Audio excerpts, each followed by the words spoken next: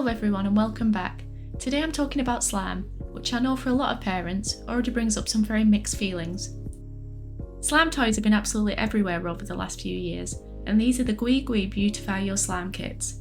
What makes these a little different is that it's not just about squishing slime, it's about decorating it too, with charms, glitter and a little character that sits on top at the end. These are recommended for ages 6 and up, and these were $9.99 each when I bought them. There are lots of different colours and styles to collect, all with their own accessories and surprise characters. I picked up 3 different ones to try, because I really wanted to see if these were actually fun, or if they were just one of those things that looks great in the shop and turns out to be chaos at home. And if you're anything like me, the word slime immediately makes you think mess, sticky fingers, and why did I agree to this? So the question is this a lovely little activity, or something that you only do when you're feeling very brave? There's a finished example shown on the display to give you an idea of what your slime is supposed to look like at the end. It looks very neat, very polished, very optimistic. So let's keep that in mind.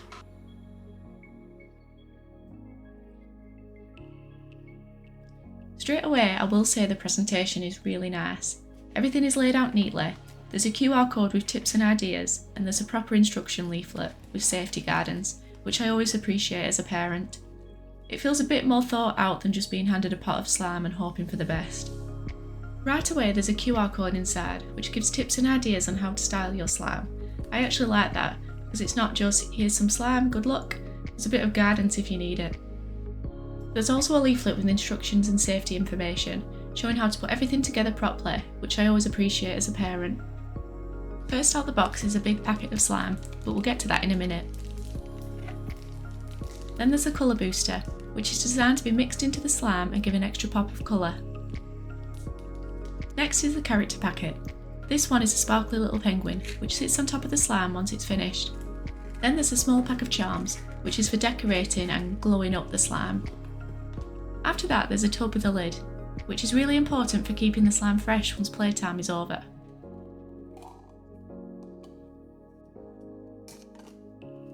Then you get the glitter, which is the final step to add those sparkly finishing touches. And finally, there's a collector's card, showing all of the other versions you can collect.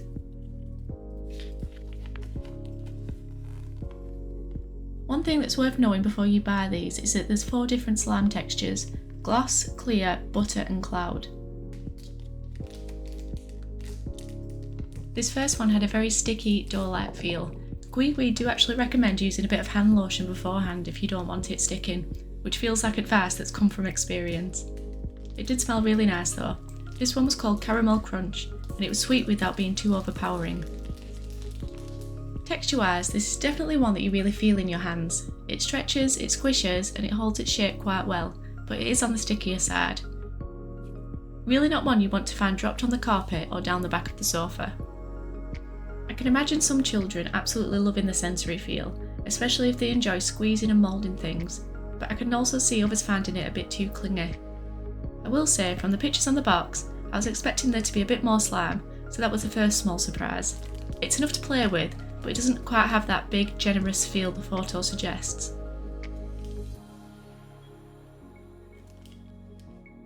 The colour booster is a nice idea, because it adds another layer to the experience rather than just everything being one flat colour. Once it's mixed through, it gives the slime a marbled look, which does look really pretty and feels quite satisfying. This feels like one of those moments that children can really take their time with, because there's no rush. You can keep working it and watching the colours change, and it's quite calming in that way. I also like that it's subtle. It doesn't suddenly turn into one bold colour, it keeps that swirled effect, which makes it feel a bit more special and a bit more designed rather than just messy. From a parent's point of view, this is probably one of the nicer stages. It's contained, it's quite soothing to watch, and it doesn't feel like it's getting out of hand just yet. It's definitely one of those parts that makes this feel more like an activity, rather than just something to fiddle with for a few minutes. The charms are really colourful and fun, and they do make a big difference on how the slime looks once they're in there. They're one of those details that children tend to really enjoy choosing and spotting, because they make the slime feel more personal and a bit more theirs. Just something to be aware of, once those charms are mixed in, they're in there.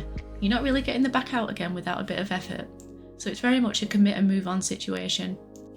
From a parent's point of view, that's not necessarily a bad thing, because it means everything stays together rather than bits going missing around the house. Each slime comes with a surprise character, and this one was a little penguin. It's very cute, and it does make the finished slime feel more like something you've created, rather than just something you've played with.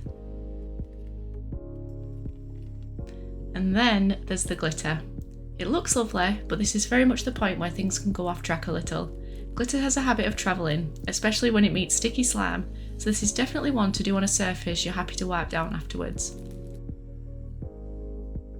I'll be honest, I wasn't completely happy with how mine turned out. It definitely didn't look quite as polished as the example on the display. Since filming this, I've actually watched a few videos on how other people have done theirs, and it turns out there's a bit of technique involved. A lot of people roll the slime out and then twirl it up, almost like an ice cream, which gives it a much neater finish. So I do think there's a bit of a learning curve here, and the more you play around with it, the better it probably looks over time.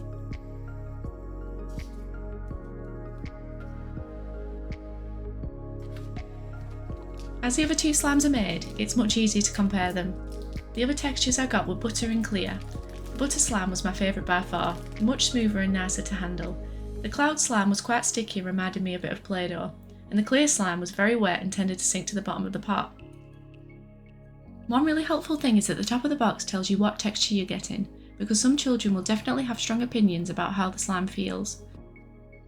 I do think the pictures on the box and the instructions set expectations quite high. In real life, the finished slime can look quite messy, especially the clear one, which ended up more like a blob at the bottom of the tub. A bit more slime would have made a big difference if you're hoping for that overflowing look. In terms of replay value, once everything's mixed together, the glitter and charms especially, that's kind of it. And it's not as though your kids are going to be able to start from scratch next time, unless of course you get them another one of the slime kits. The character figurines inside of the kits do come in different rarities and are random, which is something to be aware of. All three of the packs I opened contain common figures. After seeing the collector's card included in the box, I just know that some kids may be disappointed if they don't end up getting something special here. What I actually liked about this is that it isn't just 5 minutes of excitement and then done. It's all really open-ended and kids can take their time making their slime just how they like it.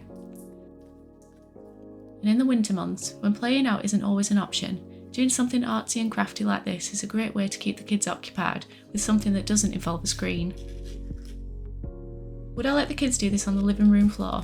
Absolutely not. Would I let them do it at the table knowing I'd probably be able to clean it up afterwards? Yes. Slime toys aren't for every household, but if you can tolerate a bit of mess, I think this is one that kids will really enjoy for a short while, maybe even long enough for you to put your feet up and grab a brew. Thank you so much for watching. I really hope you found this helpful.